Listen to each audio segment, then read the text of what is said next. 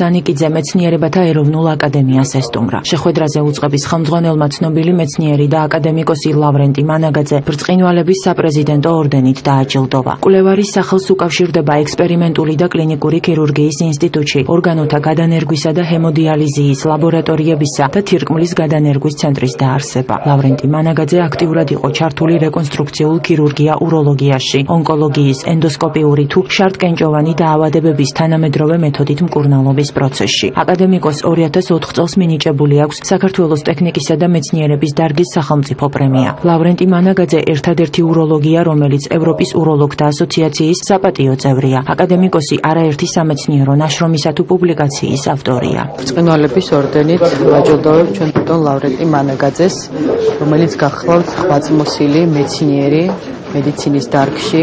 და დღეს მექნება პატივი, რომ მას გადავწევ ბრწყინვალების ორდენი და კიდევ ერთხელ საზოგადოებას შევახსენო მისი სამეცნიერო მიღწევების და ზოგადად საზოგადოების განვითარებაში შეტანილი წვლილის შესახებ. ეს არის ადამიანი, ვის სახელსაც უკავშირდება თირკმლის გადანერგვის პირველი ოპერაცია საქართველოში, მაგალითად 1976 წელს.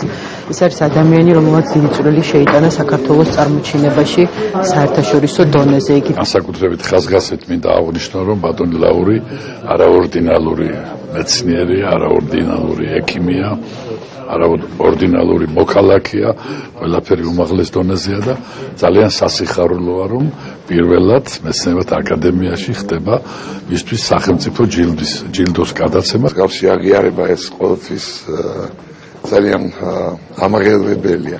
ძალიან მადლობელი ვარ აკადემიის პრეზიდენტის, აკადემიური მედიცინის და ფიზიოლოგიის განყოფილების მინისტრის, რომელმაც იშვა მდგომოდა პრეზიდენტთან და ცხადია საქართველოს პრეზიდენტის. ძალიან მადლობელი ვარ ესეთ დაფასებისათვის. ეს ყოველთვის ძალიან სასიამოვნოა.